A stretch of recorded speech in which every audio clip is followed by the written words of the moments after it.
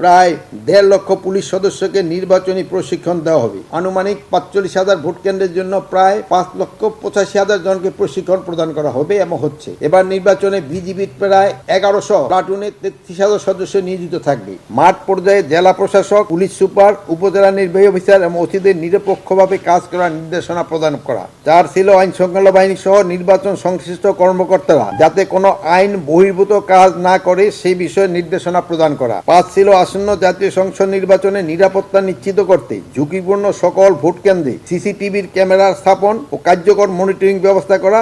তাছাড়া আইন শৃঙ্খলা বাহিনী সহ নির্বাচনের সংশ্লিষ্টদের জন্য পর্যাপ্ত সংখ্যক বডি অন ক্যামেরার ব্যবস্থা করা। 2014, 18 এবং 24 সালে জাতীয় সংসদ নির্বাচনের দায়িত্ব পালনকারী ব্যক্তিদের আসন্ন নির্বাচন যথাসম্ভব তাদের দায়িত্ব থেকে অব্যাহতি দেওয়া। আসন্ন জাতীয় সংসদ নির্বাচন কেন্দ্র করে আইন শৃঙ্খলা পরিস্থিতি অবনতি যেন না ঘটে সেই জন্য আইন শৃঙ্খলা বাহিনীর টহল ও গোয়েন্দা নজরদারি জোরদার করা। আসন্ন জাতীয় সংসদ নির্বাচনকে কেন্দ্র করে আইন শৃঙ্খলা বাহিনীর প্রশিক্ষণ যত দ্রুত সম্ভব সম্পন্ন করা। আপনারা জানান যে এই প্রশিক্ষণ চলমান রয়েছে। নির্বাচন নিশ্চিত নিরাপত্তা নিশ্চিত করার লক্ষ্যে প্রায় 1.5 লক্ষ পুলিশ সদস্যকে নির্বাচনী প্রশিক্ষণ দেওয়া হবে। 28টি ব্যাচে 3 দিন মেয়াদী প্রশিক্ষণ সারা দেশে জেলা, মহানগর এবং প্রশিক্ষণ প্রতিষ্ঠান 130টি ভেন্যুতে অনুষ্ঠিত হবে। ইতিমধ্যে একটি ব্যাচের 6,500 জনের প্রশিক্ষণ সম্পন্ন হয়েছে, আর একটি ব্যাচে 6,500 জনের প্রশিক্ষণ চলমান রয়েছে। নির্বাচনের জন্য পুলিশ চূড়ান্ত প্রশিক্ষণ গত 5 অক্টোবর 2005 তারিখে শুরু হয়েছে।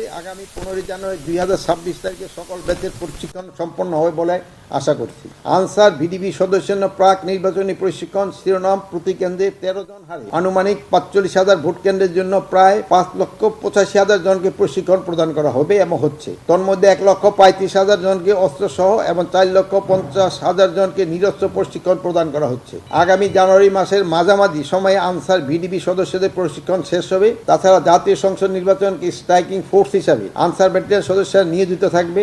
এর জন্য 3,107 জন রিক্রুট সিপাহীকে প্রশিক্ষণ প্রদান করা হচ্ছে। এবার নির্বাচনে বিজিবির প্রায় 1100 প্লাটুনে 33,000 সদস্য নিয়োজিত থাকবে। ইতিমধ্যে 60% নির্বাচনী প্রশিক্ষণ সম্পন্ন হয়েছে। এবছর প্রায় 31,000 প্রশিক্ষণ সম্পন্ন হবে বলে আশা করছি।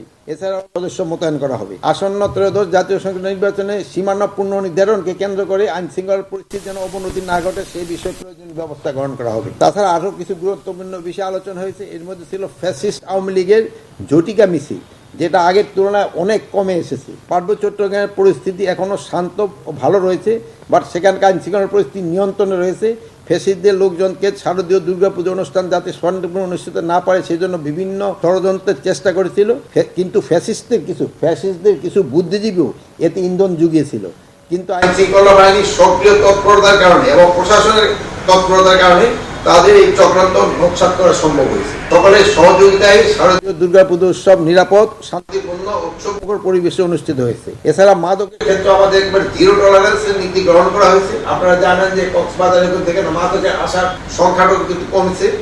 এটা কিন্তু যেন শূন্যের কোটে আনা যায়, এই জন্য আমরা ব্যবস্থা নিচ্ছি। শুধু বাহাদুর নয়, মাদকের গডফাদারদের আটক করে আইনের আওতায় আনার নির্দেশ প্রদান করা হয়েছে। পদ্মা সেতু, মেট্রো রেল এবং এলিভেটেড এক্সপ্রেসওয়ে নির্মাণের গর্বিত অংশীদার বসুন্ধরা সিমেন্ট।